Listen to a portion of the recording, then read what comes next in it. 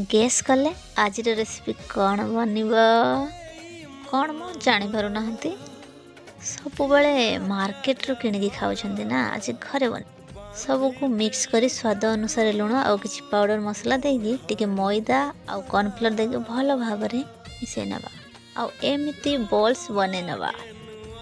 तापरे तेल गरम करिकी बने रखिथबा बॉल्स गुडा को दबा आउ भल भाबरे फ्राई करि नबा। देखंतु केते सुंदर देखा जाउची।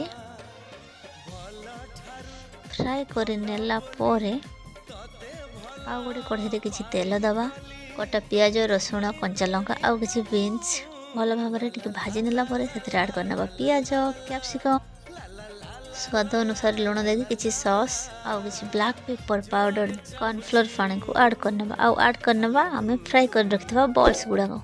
देखंतु तो एडा कौन रेडी हो गला।